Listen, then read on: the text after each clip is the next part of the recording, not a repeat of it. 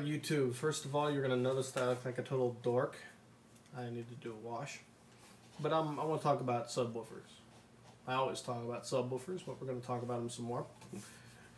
And we're going to talk about why I think you should always have a ported enclosure. I'm tired of hearing people go, oh man, sealed's going to sound tighter, it's going to sound better. Alright, now, misconception one. Ported boxes have bad sound quality, they're boomy, they only hit in a certain frequency range, yada yada yada. First of all, a port, when done correctly, can actually increase low frequency response, okay? Because a sealed enclosure, it's harder for the speaker to move because there's more air resistance. Take down the air resistance, the speaker moves easier. Yeah, your power handling drops a little bit, but if you know how to power a speaker, then you're not going to hurt it, and it's going to move more efficiently at lower frequencies and thus give you a better sound.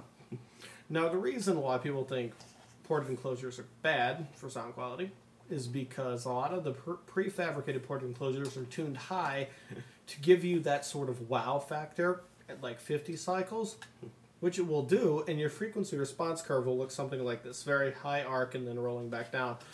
And once it gets below 40 cycles, the bass sounds terrible because you're so far below the tuning frequency. And not to mention, you can be doing a lot of damage to your subs playing them that low. But if you put a sub in a, you design your enclosure to be tuned to whatever you want it to be tuned to, you're going to get the sound that you want. For example, I bought two 15-inch MB quart subwoofers. Now my friend Alex is calling me. Hold on. Hey, I'm making a YouTube video. Can I call you back in like 5 minutes? Alright. Anyway. So, I was talking about the ported enclosures, right? So, I bought two of those, MB Quart 15s that you saw. And on the website it says they're supposed to be in an enclosure 1.5 cubic feet sealed. Which is total BS. I actually built a sealed enclosure that was, I think, like 2 cubic feet. Sounded good. At under 40 hertz, it started to roll off pretty steeply. Then I put in a 2.5 cubic feet sealed. For two of them. I had that box in my trunk for a year and it sounded great. Sound quality was slamming. I even talked to the guys that custom the sounds. I'm not going to say which one. I don't want anybody watching this getting all mad at me. And I asked them, I want to get a ported enclosure. And they're like, well, you're really not supposed to port MB quartz because of the specs or something. So, I was like, okay, fine, sealed will be alright. Well, I got a little hair up my butt, which is an expression my mother used to use. And I actually built ported enclosures, 6.6 cubes at 30 cycles, and you know what? I'm judging by ear here, but the frequency response graph was identical to the sealed enclosure. And the sound quality was identical, if not better, than the sealed enclosure. But you know what the greatest thing was? Is that the output was significantly higher at all frequencies, except for maybe under 30 cycles, because 30 cycles is where I tuned it, and really nothing I listened to, with the exception of the first note on Jeezy's song Put On, drops below that. And you know what? According to the Win ISD frequency response graph, I can tune it to 25 cycles and still get a better response than with the sealed enclosure. So I think when you're designing the system, learn about ported enclosures. First of all, you gotta know how port works. That's what we're gonna get on right now. What does a port do? Okay, when you play speaker free air, wobble, wobble, wobble, it sounds like crap because the sound wave coming off this side gets canceled out by the sound wave coming off this side, and it sounds like absolute crap, like I said. Sealed enclosure solves the problem by totally isolating one of the sound waves, whether you reverse mount or, I guess flush mount, whatever, cancels it out. And therefore, you only hear the sound wave coming off one side. Well, that's kind of inefficient because you're only utilizing 50% of your speaker. The port, on the other hand, makes use of the back wave coming off the speaker, or a passive radiator will do the same thing, but that's a totally different science in and of itself.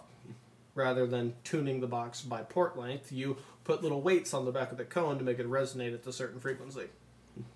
Whatever. I need to learn more about passive radios because I think if you have a sealed enclosure, it's got a hole in it and stick like a cone in there and see what happens. I mean, what the hell? A lot of you guys can learn by experimenting. Okay? You have a cheap sub and a cheap sealed enclosure. Cut a hole in it. Put a piece of PVC pipe in it. See how it sounds. It doesn't sound good, plug it up. Sounds good, go with it. You learned something. But drop all the misconceptions, okay? Understanding is the key. Now, I want to give a shout out. You know, like you're calling up your radio station. Yeah, I'd like to give a shout out to this guy. He's a subwoofer enclosure designer named Pete, something with a K. It sounds foreign. He's got an accent, but he's got his YouTube account is Hexi Bass. I think it's like HEXIBASS, Hexi Bass. This guy knows more about subwoofer enclosures than anybody I've come across on the internet. He has this has a website, PWK Enclosures, and if you're looking at an enclosure done, he will design the enclosure based around your car and what you want. And the design plans cost $60, but having watched almost all of his videos and listened to what he has to say, I'm thinking an enclosure designed by him is just gonna like make your eyes water. It's gonna sound so much better than anything you could build yourself or prefab. This guy knows his stuff, and even if you don't buy from him, you can learn a lot from his videos. So check him out. That's all I got. I gotta call my friend back because he's a chess player like me, and he's probably gonna tell me about some new chess thing, you know, base head chess player. It's not many of us, but we exist. So recognize. Man, look at me, all these speakers. I feel like Steve Meade, man. 12s, 10s, 15s. I need to get me some 18s. So if you move out the way, that's like a pro audio. I think that's maybe a 12 or 15. That's my dad right there. He's in the band. Okay, I'm out. See ya.